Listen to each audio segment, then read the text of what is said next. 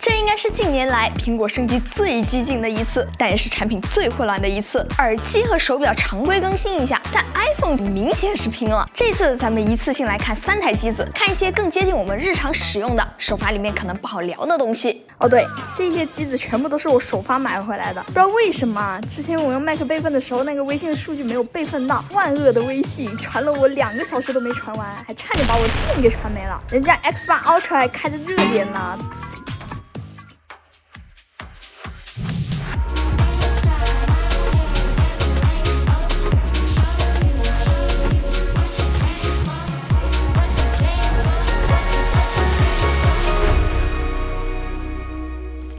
今年苹果终于妥协了，但是真的没有变得更好选。你想想看啊，假如这一代有17 Plus， 给个高刷屏，那绝对是超级香的一代 Plus。但厨子不会允许新一代钉子诞生，整台机器给砍掉了。入门的 iPhone 17补齐了之前的短板，这次很多新功能也一并给 iPhone 17装上了，最大方的一击。iPhone 17 Pro 和 Pro Max 更加激进了，往专业这个词又跨了一步，甚至你看它跟 Mac 系列的设计语言都越走越近了。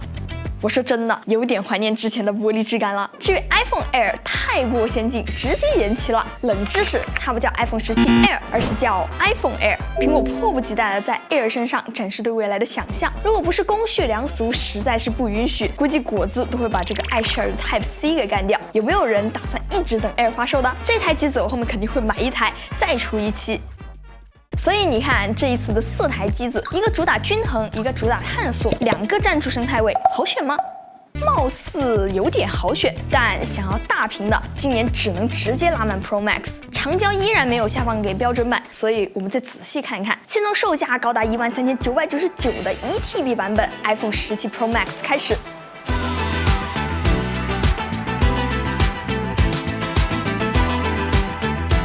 iPhone 17 Pro Max 这一次的 Pro 重新诠释了苹果怎么定义 Pro， 一上手这2台机子就尽显专业，跟标准版 iPhone 那已经不是一个造型了。这个模组这一次设计成了一个长条形，先不论造型啊，一个奇怪的好处，跷跷板没那么翘了。不过手感确实是更加难掌控了，很大就算了，还非得左边返回。如果手比较干的小伙伴，尽量还是给套个壳用。这次 Pro 系列居然还破天荒地加入了一个亮色，之前总是眼馋标准版有各种花里胡哨的颜色，现在算是有选择了吧？绝对一眼就让别人知道你换手机了。不过这一次我心里的排序是蓝色、银色、橙色，主要是这个橙色确实有点挑光线了，你觉得呢？全铝合金的后盖做工是真的特别的好，有没有人刷到过这种视频？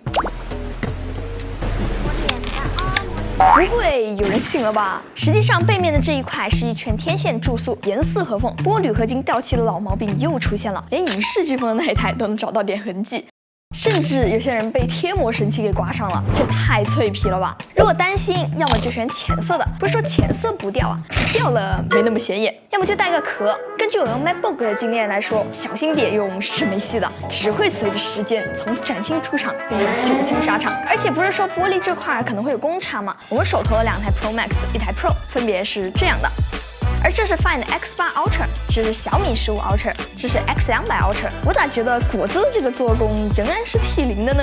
话说我不是经常换着手机用吗？现在主力机又回到了 iPhone， 还真有点新鲜。突然想起来，这个预期它是支持 UWB 钥匙的。我现在站到前面3秒钟，那前面向它就开了。我靠在侧边的时候，它是不会有反应的。但是如果我靠到车的正前方，太精确了吧？它真开啊！哎，等会儿，有没有小伙伴们沉浸在新机的冲击中，忘了现在预装系统是 iOS 26了？跟最初 beta 版比起来，这个液态玻璃收敛了不少，动画又浮夸了不少。现在这种效果，有些人会觉得灵动，有些人就会觉得简直太快了，快得像安卓。有些动效依然很奇怪，就比如说这样奇怪的轨迹。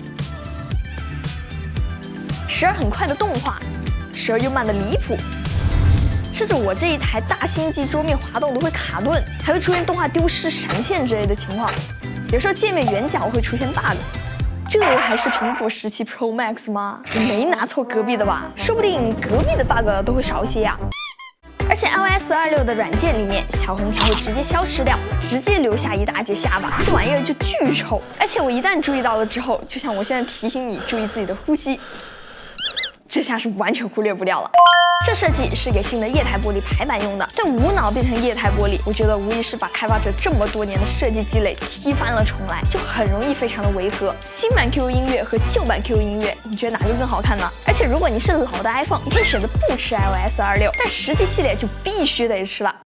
只能说，希望苹果能踏实一点。新的液态玻璃、AI、eSIM 功能都有一点给人赶鸭子上架的感觉，这可不是什么好兆头。而且之前玻璃机身的时候不用液态玻璃，这下金属机身了，反倒是液态玻璃了，果子也是有点逆反在的哈。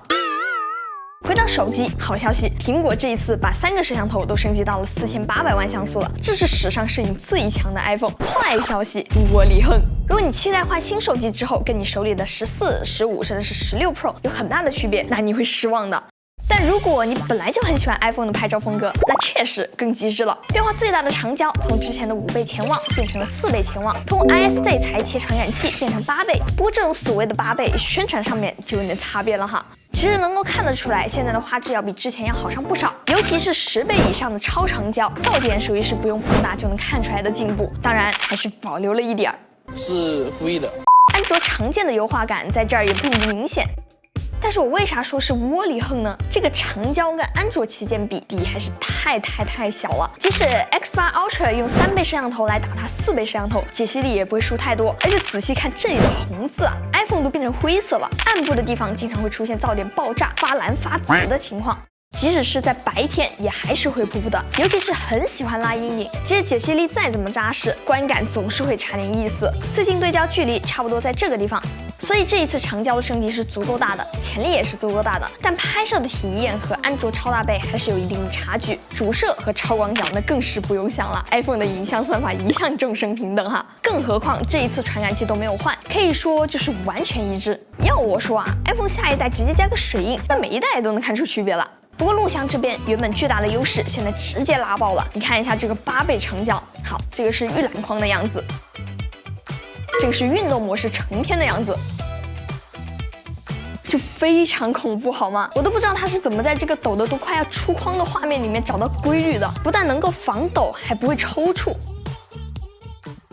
而且现在可以用4:3完整传感器的 Open Gate 模式，4.2K 60帧，还可以和 Apple Log 2同时使用。理论上啊，你完全可以拍一个低画质版本的 F1出来，里面的那些 IMAX 画幅镜头差不多就是这个比例。而且 F1电影里面有些特殊镜头就是 iPhone 摄像头改的。就这么说吧，无论其他厂商怎么学 iPhone 一样加各种外围设备来拍电影，我还是认为只有 iPhone 能够作为一台摄影机来使用。当然，可能也有的小伙伴要说了，又来了，能不能说一些日常能用得上的呀？哎，有的 ，iPhone 特有的太阳越大，屏幕越暗。这次散热加强了贼多，在用300瓦灯光聚光的情况下 ，iPhone 16 Pro Max 甚至顶多5分钟就一路降低到最低了。这个时候 ，iPhone 17 Pro Max 依然有1000尼特以上，加上这一次其实全系都有抗反射屏幕，效果虽然真的非常细微，跟三星比起来差距巨大，但综合下来体验是好太多了。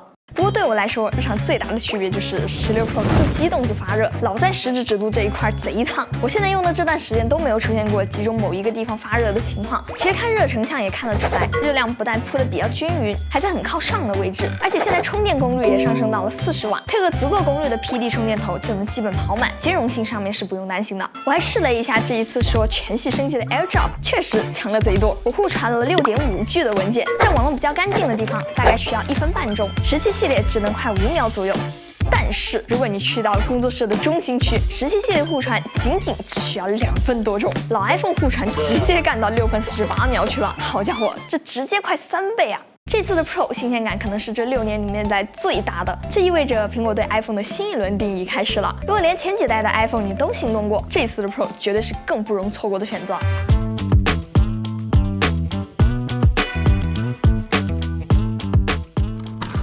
如果你想清楚了，长焦、大屏或者是多出来的这些续航都不值得，哎，恭喜你 ，iPhone 17真的是性价比高的很多的选择。如果国补和优惠下来，估计价格能到5000到5500那样子，用1年还能卖4000多块钱，几百块钱用1年，这个你受得了吗？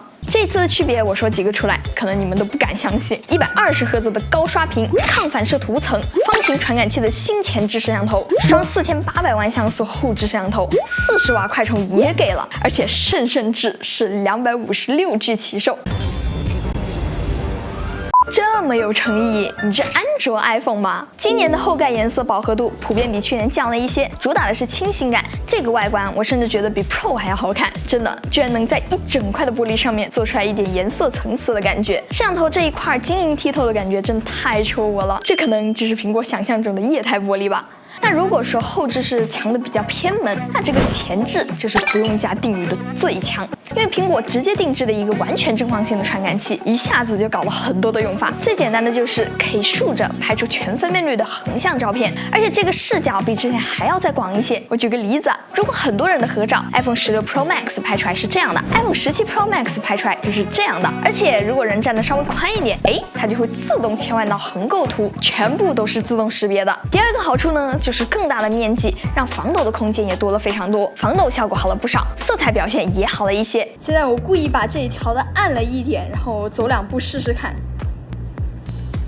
你看这区别还是蛮大的吧？我现在带着这2台机器来到一个比较暗的地方，拿着来走2步看看效果。就比如说这一段，明显17的肤色会更加好一些，拉丝也更少。第3个好处，之前 iPad 上面的人像居中给搬上来了，可以追踪人脸。不过我觉得这个功能不是很好使，就不细讲了。唯一有点小遗憾就是它只能实现横竖2个角度，并不能拍正方形的广角照片，也不能同时拍摄横竖2个角度，而且人像模式目前是不能用横屏模式的。跟着来的一个新功能呢，就是这个前后双录啊，其他都很正常，但是我在拖动这个的时候，居然有一个动态模糊，笑死！果汁强迫症突然发作了，说是。要我说啊，苹果是真的抗压，年年都在唱衰，就是坚持挤牙膏，硬是坚持到了真的腹背受敌了，这才醒悟掉头。苹果原本最令人敬佩的就是对未来的预言能力，环环相扣，打得其他人毫无招架之力。到底这一次是不是拨乱反正呢？估计每个人都有自己的看法，但至少今年的 iPhone 买哪台都挺不错的。OK， 那么本期视频到这里就结束啦。如果这期视频对你有所帮助的话，记得给我点赞3连关注哦，这对我来说非常重要。